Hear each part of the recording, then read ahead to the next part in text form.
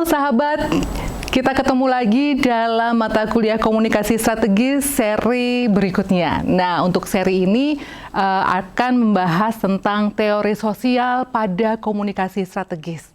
Tapi sebelumnya saya mohon maaf dulu nih sahabat, karena saya mungkin akan sering lihat ke bawah. Soalnya saya bawa laptop nih gitu ya, supaya bisa menyampaikan hal-hal sesuai dengan apa yang sudah tercatat gitu. Baik, kalau sebelum-sebelumnya sudah diberi video tentang penjelasan definisi komunikasi strategis gitu ya, maka sekarang kita akan masuk tentang pembahasannya kaitannya dengan teori sosial. Tapi mungkin sahabat semua akan berpikir, untuk apa sih dan seperti apa pentingnya teori sosial ini di dalam membahas tentang komunikasi strategis? Nah, para sarjana pada saat itu menempatkan teori sosial ini untuk mempelajari praktik dan konsekuensi yang dimiliki komunikasi strategis dalam masyarakat. Ya tentu saja kalau kita bicara soal masyarakat, teori sosial ini akan menjadi penting untuk membahas bagian-bagian atau bagaimana kemudian kontribusinya di dalam masyarakat. Dengan menggunakan teori sosial, termasuk pendekatan sosiologis yang berorientasi pada budaya dan lain sebagainya, gitu ya, maka para sarjana dan praktisi akan fokus pada bagaimana organisasi menghubungkan diri mereka dengan arena publik atau masyarakat pada umumnya. Nah, kita akan mulai dari bagaimana dan seperti apa kontribusinya. Tentunya pendekatan teori sosial ini secara implisit akan memberikan pengaruh pada 5 domain. Domain yang pertama adalah domain penelitian dalam ranah sosial. Domain yang kedua adalah deskripsi tentang masyarakat. Domain yang ketiga adalah konsep tentang legitimasi dan refleksi. Domain yang keempat, isu terkait kekuasaan dan bahasa. Dan yang terakhir adalah domain program riset empiris. Nah, tentunya teman-teman semua bingung ya, apa kaitannya 5 domain tadi gitu. Kenapa teori sosial itu berpengaruh pada 5 domain tadi gitu. Kalau kita bicara soal teori sosial, mungkin teman-teman masih ingat ya pembelajaran di tahun-tahun sebelumnya atau yang pernah kita pelajari bahkan pada zaman kita SMA. Kita belajar tentang teori sosial atau perubahan sosial. Di situ ada tokoh bernama Jürgen Habermas. Nah, Habermas ini mengenalkan tentang bagaimana terjadinya perubahan sosial di tengah masyarakat. Ya, Habermas juga berpikir bahwa sebetulnya dia mencoba untuk mengkritisi aspek-aspek yang ada di tengah masyarakat yang kemudian itu menjadi semacam kekuatan gitu. Padahal sebetulnya bukan itu yang terjadi. Nah, maka kemudian Habermas menyatakan kritiknya bahwa komunikasi strategis sepertinya mulai tidak terlalu pas ini ditempatkan di ranah publik gitu ya. Hal tersebut karena kriteria rasionalitas bukan merupakan konsensus yang diciptakan melalui pembentukan opini dengan mengatasnamakan kepentingan umum. Mestinya kalau kita bicara soal teori-teori Habermas gitu ya, dia tentunya akan lebih mengedepankan tentang bagaimana keseimbangan gitu ya antara apa yang terjadi dari organisasi maupun apa yang kemudian menjadi kepentingan publik, bukan salah satunya yang dominan gitu ya. Lalu kemudian kritik serupa juga diungkapkan oleh Mayhew. Ya, yang menyatakan bahwa apa yang kita sebut sebagai opini publik itu sebetulnya menjadi bagian dari sebuah riset pemasaran yang akhirnya seperti menguatkan hal-hal yang dianggap penting bagi organisasi. Maka kalau dikatakan bahwa komunikasi strategis itu akan menjadi efektif, kita perlu lihat dulu nih, efektif menurut siapa? Efektif menurut organisasi atau efektif menurut masyarakat atau dalam hal ini publik? Nah, mestinya sih gitu ya, kalau kita bicara soal komunikasi strategis, efektifnya itu terjadi pada kedua belah pihak, bukan hanya satu pihak. Cuma selama ini tadi ya, sekali lagi kritik Habermas menunjukkan bahwa bisa jadi sebetulnya ini hanya menguatkan apa yang selama ini sudah diakui di tengah masyarakat gitu ya. Padahal sebetulnya ada aspek-aspek yang kemudian bisa digali terkait dengan relasi. Begitu. Nah, maka dimulai dari definisi sederhana tentang komunikasi strategis, tentang bagaimana penggunaan komunikasi yang disengaja oleh organisasi untuk memenuhi misinya, maka pendekatan teori sosial ini akan mempelajari bagaimana penggunaan komunikasi dalam kaitannya di aspek sosial dengan berbagai macam level. Ya. Artinya organisasi mempertahankan bahwa fokusnya itu pada konsekuensi, tidak hanya pada masalah efektivitas. Kalau tadi kita bicara apakah ini efektif atau tidak, tapi lebih kepada bagaimana konsekuensi atas relasi yang dibangun tadi. gitu ya. Kemudian penelitian tidak hanya difokuskan pada tingkat organisasi saja ketika kita bicara soal teori sosial, tapi juga melengkapi perspektif lain ya yang terjadi ketika mempengaruhi aspek-aspek relasi atau komunikasi strategis itu dilakukan di organisasi maupun di publik. Nah, maka segala bentuk komunikasi strategis itu dapat membantu. Kita melihat komunikasi strategis itu dari dua sisi sebetulnya. Ketika komunikasi strategis ini diberlakukan pada sebuah organisasi, dia bisa loh membantu relasi atau membantu tujuannya itu dapat berhasil gitu ya, dan membuat keseimbangan antara relasi organisasi dengan publik itu menjadi baik. Tapi gitu ya, ini seperti dua mata uang, dua sisi mata uang. Tapi bisa juga dia sebetulnya menghancurkan. Kenapa? Karena strategi komunikasi ini berhasil untuk melegalkan apa yang menjadi keinginan organisasi dengan mengesampingkan apa yang menjadi harapan publik. Nah, ini perlu hati-hati supaya ketika kita memang menerapkan komunikasi strategis ini, kita perlu melihat bahwa ini dilekatkan atau diimplementasikan untuk kepentingan kedua belah pihak. Ya, memang pada prakteknya menjadi sulit ya ketika kita harus melakukan sebuah aktivitas di mana kaki kita ada pada dua sisi gitu ya, satunya ada di organisasi, satunya ada di publik gitu. Tetapi inilah yang diharapkan bahwa di situ ada satu diskusi, satu dialog yang terus-menerus dilakukan antara organisasi dengan publik, begitu yang Habermas inginkan gitu ya, supaya kemudian akhirnya ada hal yang disasar oleh organisasi itu sejalan dan seturut dengan apa yang menjadi tujuan dari kehendak publik. Ya, begitu. Nah, tadi ada yang kedua ya, kaitannya dengan hal-hal yang kedua, itu adalah deskripsi tentang masyarakat. Teori sosial memberikan analisis tentang bagaimana masyarakat bekerja, serta keterkaitannya dengan nilai dan makna yang kita lihat di sekitar kita. Dengan kata lain, teori sosial memberikan gambaran mengenai perubahan sosial. Jadi, kita akan melihat tentang bagaimana dinamika yang terjadi di tengah masyarakat.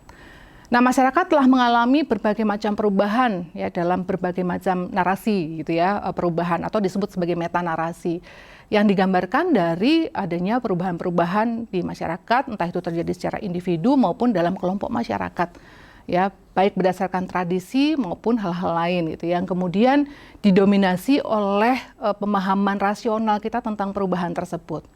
Ya, maka kemudian pada tahun 1916 gitu ya, Dewey kemudian menyatakan bahwa semacam ini disebut sebagai pandangan masyarakat modern, di mana masyarakat tidak hanya terkait dengan aspek komunikasi, bahkan menjadi bagian dalam proses komunikasi itu, gitu. Nah, jadi di situ memang ada proses dialektika yang terus-menerus dilakukan.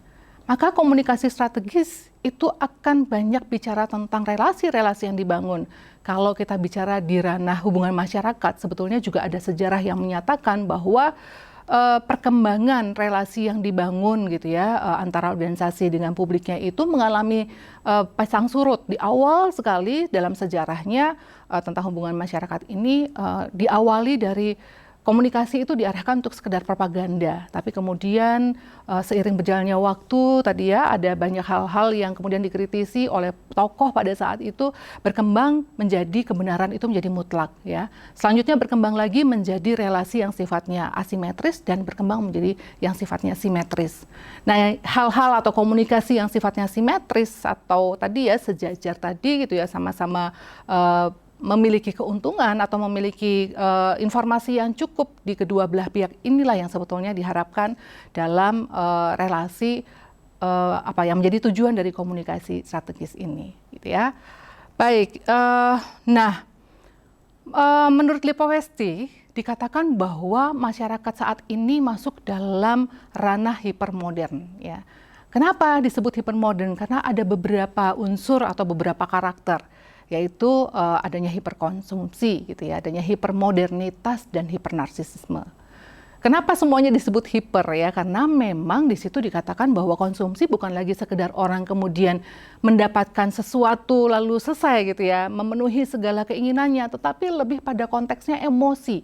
Saat ini ketika orang membeli sesuatu atau mengharapkan sesuatu atau menginginkan sesuatu bukan lagi karena kebutuhan, tetapi ada aspek emosi yang dimainkan di sana ya. Maka konteks ini menjadi konteks hedonism atau tadi disebut ada hiperkonsumsi. Ya, konsumsi itu menjadi satu kemewahan, kesenangan, sensasi gitu. Nah, ini juga yang kemudian dilihat dalam konteks strategi komunikasi gitu. Ini adalah realitas yang terjadi di tengah perubahan masyarakat tadi, ya. Dan hipermodernitas juga diperlihatkan dengan adanya fleksibilitas yang begitu cair saat ini gitu.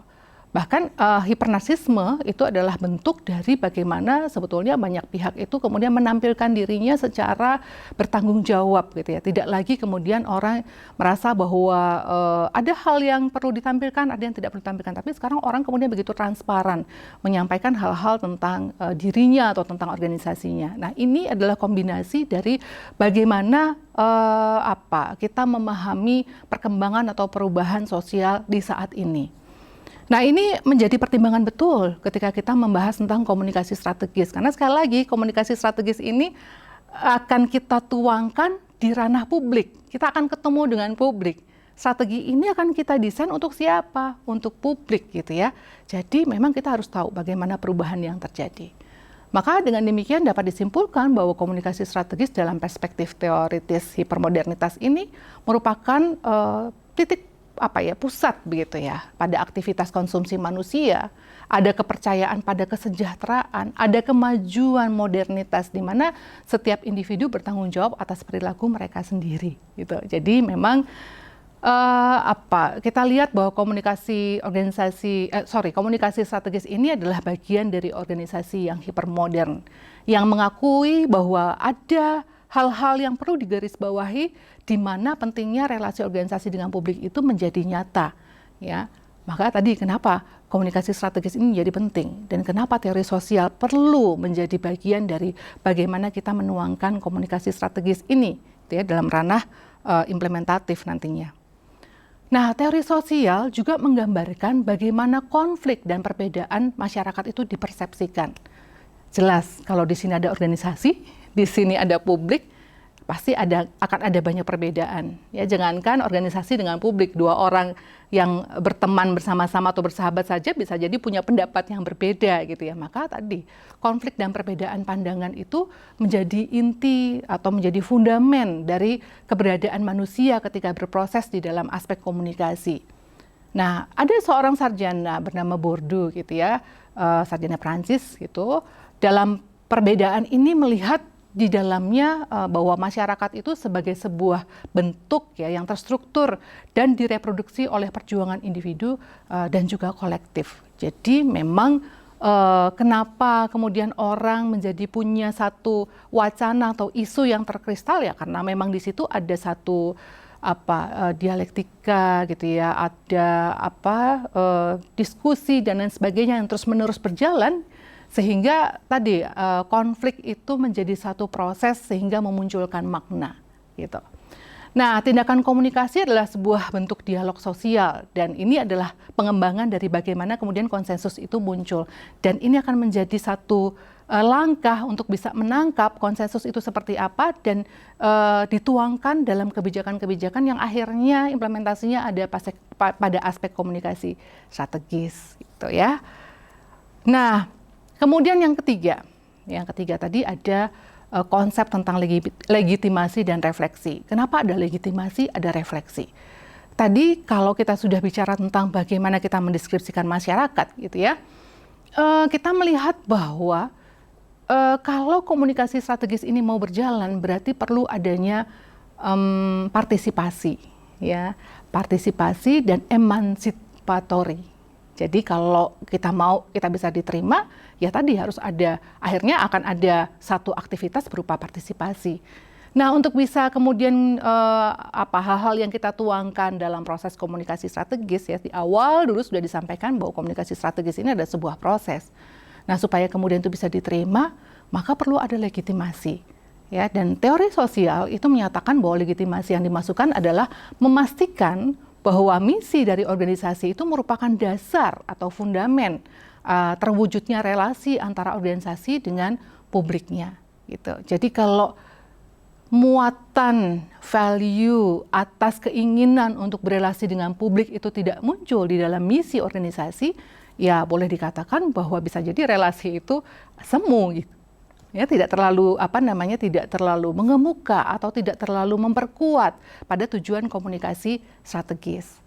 Nah, komunikasi strategis pada akhirnya menjadi sistem yang fungsional untuk melakukan praktek reflektif, gitu ya. Jadi kalau kenapa disebut reflektif di sini? Karena di sini organisasi pada tataran komunikasi publik kemudian melihat gitu, apakah ketika kita sudah bisa dilegitimasi, gitu ya, kita bisa diterima gitu ya untuk menjalin relasi dengan publik, kita kemudian melihat ya relasi seperti apa dalam konteks perubahan sosial tadi, dalam konteks membangun satu tujuan bersama tadi, itu apakah memang sudah memenuhi keinginan, hasrat dan cita-cita dari kedua belah pihak. Ya, jadi memang ada legitimasi, kemudian di situ juga ada aspek refleksi. Nah, dalam manajemen komunikasi, konsep refleksi itu menempatkan komunikasi strategis sebagai upaya membangun relasi dengan masyarakat agar dapat memahami situasi, menciptakan makna, dan membangun kerangka kerja. Dengan demikian, dalam hal ini organisasi dipandang dari perspektif ruang publik, gitu. Jadi, kenapa ya kok kita bisa diterima? Kenapa ya kok proses yang kita rangkai dalam komunikasi strategis ini tujuannya bisa tercapai, gitu ya? Kemudian kita lihat dari perspektif ruang publik, ya bagaimana mereka memandang desain komunikasi strategis yang sudah kita rencanakan dan kemudian kita implementasikan ya di situ. Kemudian pengelolaan komunikasi memang diarahkan untuk mengoptimalkan dan memuaskan proses penciptaan makna. Ya, di sini ada intervensi dari hal-hal yang sifatnya informasional, kemudian sifatnya persuasif, sifatnya relasional dan diskursif untuk memecahkan masalah manajerial dengan menciptakan adanya legitimasi dalam publik, gitu ya.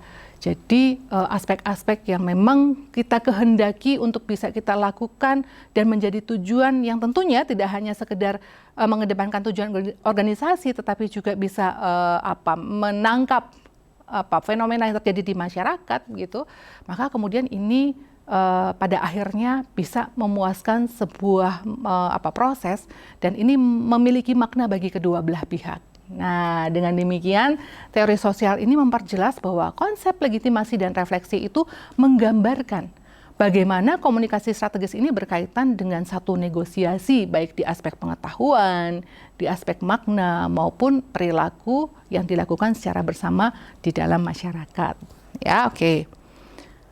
Nah, kemudian kalau kita sudah melakukan atau tadi legitimasi sudah terwujud dan kita sudah melakukan refleksi, maka kita akan beranjak pada bagaimana sebetulnya isu atau kekuasaan, dan di sini aspeknya adalah bahasa. Biasanya kalau kita bicara soal isu yang berkembang itu ada kekuasaan dan ada bahasa di situ ya.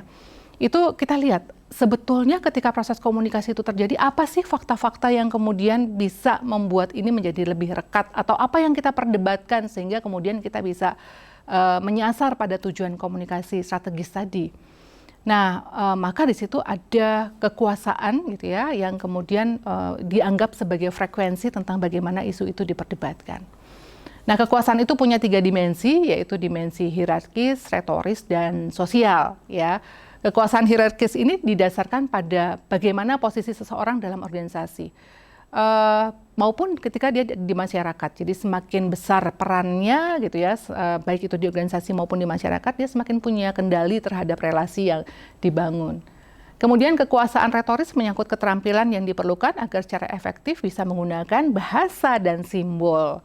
Nah, jadi mau tidak mau ketika kita bicara soal komunikasi strategis, ada aspek bahasa dan simbol yang kemudian perlu kita kuatkan. Di sini ada kekuatan retorika terkait dengan kemampuan mempengaruhi isu-isu dan nilai-nilai yang menjadi perdebatan publik. Bagaimana kita memilih diksinya, bagaimana diksi ini disesuaikan dengan momennya dan lain sebagainya, gitu ya. Itu menjadi satu hal yang menjadi kekuatan dalam hal ini. Kemudian kekuasaan sosial mengikat 2 bentuk kekuatan lainnya, gitu ya. Jadi ada orang yang bertindak bersama melalui komunikasi yang berdampak untuk organisasi dan masyarakat, dan kemudian juga ada pengembangan terhadap teknologi, dalam hal ini digitalisasi, media sosial dan lain sebagainya. Jadi ada kekuatan yang memang berurusan dengan pelakunya, gitu ya. Dan hal-hal yang kemudian menyertai bagaimana pelaku ini kemudian bisa melakukan prosesnya dalam hal ini teknologi. Nah, maka yang terjadi saat ini di dalam kekuasaan sosial, kita lihat di sekitar kita bahwa digitalisasi dan berkembangnya media sosial itu saat ini menjadi satu yang kuat untuk bisa memiliki kekuasaan di dalam menguasai informasi, ya tentunya seperti itu. Baik, nah karena hal tersebut gitu ya, semua yang sudah kita paparkan dalam 4 aspek sebelumnya, kemudian akhirnya berkembang bagaimana kemudian program riset empiris ini yang juga dipengaruhi oleh teori sosial tadi. Maka teori sosial di sini dibutuhkan untuk mendeskripsikan, memahami dan menjelaskan apa yang terjadi dan pada siapa gitu ya di ranah komunikasi strategis dan konsekuensinya apa. Jadi teori sosial ini yang akhirnya akan mengembangkan riset-riset yang sifatnya empiris atau implementatif gitu yang dibutuhkan oleh baik kedua belah pihak, baik itu publik maupun organisasi untuk kemudian bisa mengembangkan apa yang menjadi tujuan dari komunikasi strategis. Perspektif teori sosial juga dalam hal ini dapat membantu kesenjangan antara studi yang sebelumnya sangat normatif gitu ya dengan paradigma yang sangat manajerial kemudian dikombinasikan dengan psikologi individualistik dengan paradigma perilaku. Karena kalau kita bicara soal perubahan sosial sebetulnya kita tidak lagi bicara sesuatu yang sifatnya strukturalis. Kita bicara tentang bagaimana sebetulnya kebebasan makna itu terjadi atas individu. Maka memang yang mengemuka adalah teori-teori behavior gitu. Kalau di organisasi tentunya organizational behavior. Nah, komunikasi strategis juga dapat dilihat sebagai berbagai macam bentuk komunikasi, mulai dari komunikasi yang sifatnya simbolik, interpersonal, gitu ya, sosial, hingga fungsi-fungsi yang sifatnya non-personal dalam teori sistem. Hal ini dimungkinkan untuk membedakan antara komunikasi termediasi dan komunikasi non-mediasi, baik itu di tingkat makro, meso, dan juga mikro, mikro gitu ya. Maka inilah yang menjadi gambaran tentang kenapa teori sosial itu penting untuk diberlakukan atau penting untuk memberikan support untuk memahami suatu proses komunikasi strategis. Karena tadi gitu ya, ternyata pengaruhnya cukup banyak ini ya. Mulai dari bagaimana kita mendefinisikan, bagaimana kita melihat perubahan, kemudian bagaimana kita melihat ada kekuasaan terhadap tadi ya isu gitu ya, dan bahasa yang digunakan sebagai, karena bahasa itu menjadi salah satu bentuk kekuasaan yang kadang-kadang tidak kita sadari ya, diksi dan lain sebagainya yang muncul di sana itu sebetulnya menunjukkan power gitu. Dan bagaimana kemudian teori sosial ini akan mengembangkan riset-riset empiris yang juga berguna untuk pengembangan bagaimana komunikasi strategis ini kemudian diimplementasikan. Nah, untuk mengetahui bagaimana kemudian implementasi nyatanya, kita akan lihat pada serial video selanjutnya. Tapi untuk kali ini kita cukupkan karena beberapa teori sudah kita sertakan di dalam penjelasan mengenai bagaimana teori sosial punya kontribusi atau pada komunikasi strategis. Terima kasih atas perhatiannya, semoga cukup memberikan pemahaman tentang komunikasi strategis. Terima kasih.